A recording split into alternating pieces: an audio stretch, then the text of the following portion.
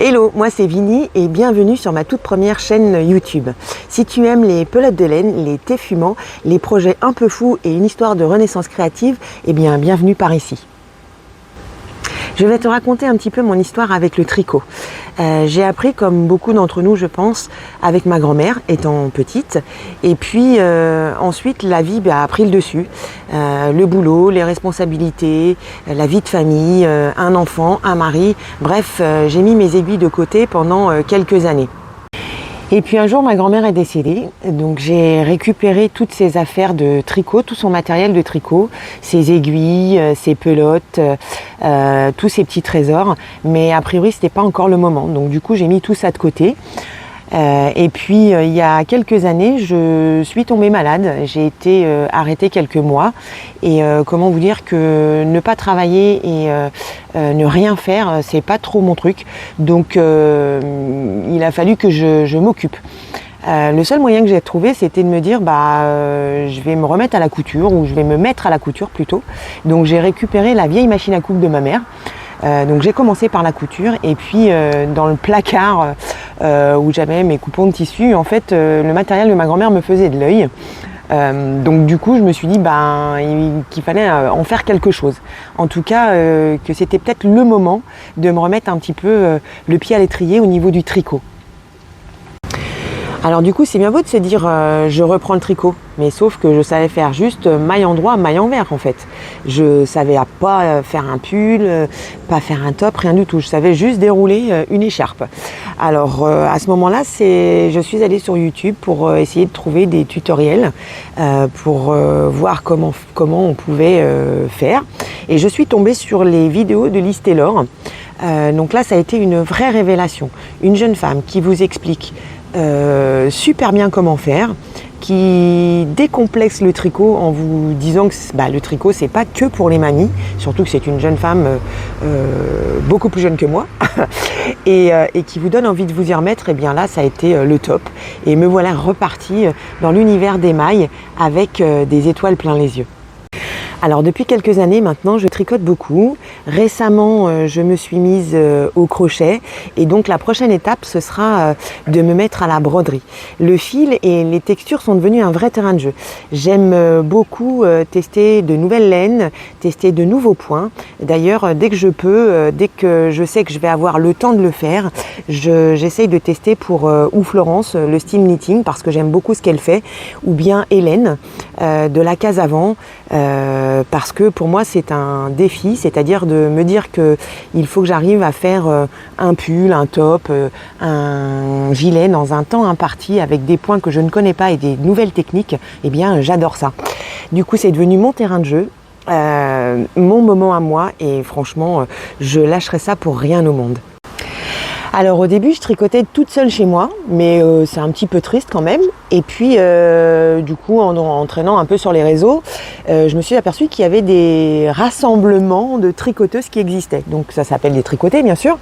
J'ai testé un premier tricoté à Montparnasse, et là comment vous dire, j'ai été super déçue parce que je m'attendais pas à... Je sais pas à quoi je m'attendais en fait, mais pas à cette ambiance-là. Heureusement, il y avait Angélique Fouché, que vous pouvez retrouver sur les réseaux, qui fait de jolies choses, de jolis sacs à projet. Elle fait des petites choses, des contrans par exemple, qui sont très très jolis aussi. Donc vous pouvez la retrouver sur Instagram, peut-être même sur YouTube. Heureusement qu'elle était là, parce que sinon je pense que je me serais sauvée en courant. J'ai jamais su qui organisait ce tricoté-là. En fait, quand vous posez la question, on vous dit ça fait tellement longtemps qu'on ne sait plus qui l'organise. Bon, ok, d'accord. On m'a même demandé, alors moi j'habite à Meaux, donc Montparnasse ça fait quand même une petite trotte, mais enfin bon ça va quoi, c'est Paris, c'est pas non plus le bout du monde. Et il y en a même une qui m'a dit pourquoi tu viens là quoi. Donc bon, j'ai dit ok, c'est pas grave, voilà, c'était une expérience. Mais bon, j'aime pas rester sur des échecs, donc j'ai cherché un autre, et je suis tombée sur celui de Mency qui s'appelle le Tricobière, qui est organisé, donc cette fois-ci on sait par qui, c'est Caroline Choulouloute, que j'embrasse aussi. Angélique, je t'embrasse aussi, parce que sans toi je pense que voilà, j'aurais pris mes jambes à mon cou et je me serais barrée. Donc j'ai découvert le tricot bière à Mency, où là, eh bien, l'ambiance n'était pas du tout la même. J'ai adoré. J'y suis retournée et j'y vais encore de temps en temps quand ma vie me le permet, quand j'ai le temps. Et là, j'ai découvert des personnes très talentueuses. Elles ont toutes, ce sont des tricoteuses aguerries qui font de jolies choses, qui sont super sympas, qui vous accueillent avec bienveillance. Et franchement, j'ai adoré. Alors en plus, j'avais embarqué mon amie Mimi avec moi, que j'ai réussi à initier au tricot. Qui n'a malheureusement pas beaucoup de temps pour exercer cet art-là, mais en fait, dès qu'elle peut, elle vient aussi au tricoter. Et donc, alors, le tricoté de Mency, j'adore. Hein, mais par contre, c'est quand même à 1 heure de chez moi. Donc un jour, je me suis dit, en fait, ma vieille, si tu veux un tricoté près de chez toi, eh bien, il faut que tu l'organises. Ce que j'ai fait, il y a à peu près 1 an et demi, donc j'ai organisé mon premier tricoté en octobre 2024, en me disant, bon bah écoute, c'est pas grave, s'il n'y a personne qui vient, on sera au moins 2 avec ma chérie Mimi. Et puis au final, on était 12, je crois, une douzaine. Donc j'ai été très surprise. Alors après, on a été obligé de... Donc je l'ai organisé à Meaux, le premier, donc c'était près de la gare.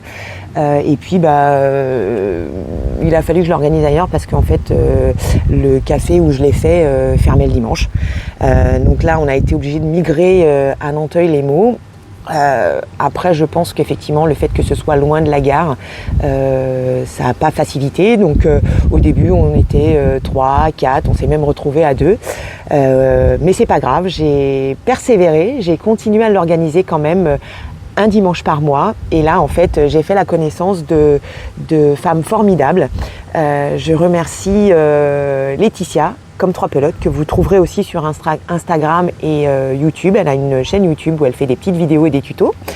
Donc merci à toi Laetitia d'être fidèle à ce tricoté. Merci à Gisèle, merci à Sophie, Annie, Elodie, Valérie, enfin j'en passe et des meilleurs quoi. En fait, merci à vous de venir à ce tricoté, d'y participer, de partager vos créations, de partager votre enthousiasme, je sais pas comment dire en fait, merci pour tout ce que vous m'apportez à chaque fois, parce que j'avoue que sans vous, ce tricoté n'existerait pas. Donc ça s'appelle Knit and Take a Drink. C'est pour changer un petit peu, pour lui trouver un nom. Hein. En tout cas, je vous remercie d'être là et de me suivre dans mon aventure, dans ma folle aventure dont je vais vous parler maintenant. Ma folle aventure, c'est quoi? Je rêvais d'un endroit où je pouvais acheter de la laine, du matériel de qualité, aiguilles, etc. Participer à des ateliers créatifs, pouvoir me poser avec des copines pour tricoter, papoter, boire un thé et manger une pâtisserie.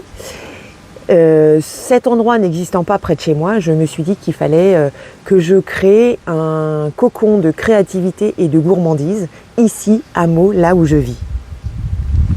Ce projet s'appelle Au Tricot Gourmand et il est en train de prendre vie. Et comment vous dire que j'ai les yeux qui pétillent et le cœur qui s'emballe à chaque fois que je parle de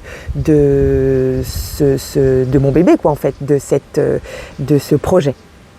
Donc je suis ici parce que j'ai envie de partager cette aventure avec vous dès le début, pour vous raconter les coulisses, les étapes, les obstacles, parce qu'il y a aussi des obstacles, les galères, les bonnes surprises aussi, parce qu'il y en a aussi, hein, et peut-être aussi vous inspirer à oser, à vous remettre au tricot, à vous y mettre tout simplement, à apprendre tricot, crochet, broderie, enfin tout ce dont vous avez envie.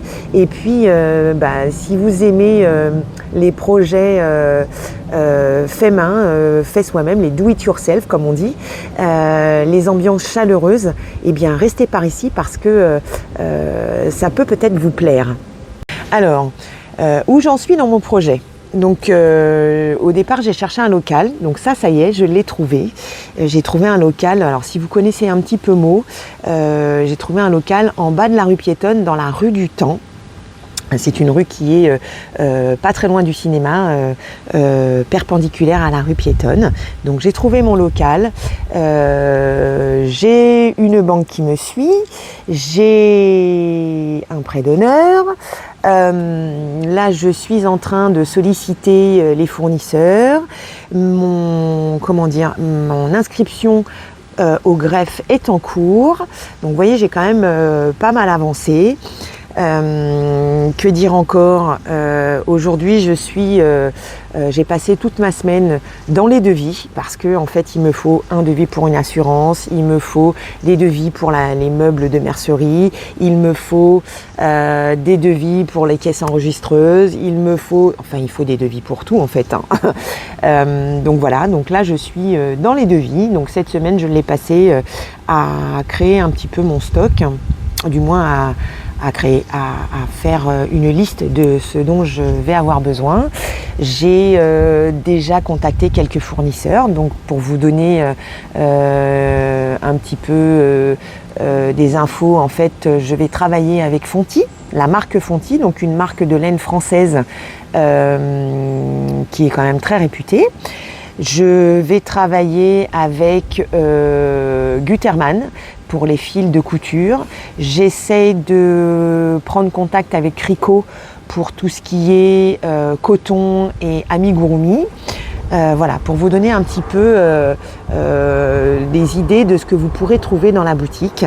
Je vais travailler donc avec Xiaogu, avec Knit Pro pour les aiguilles.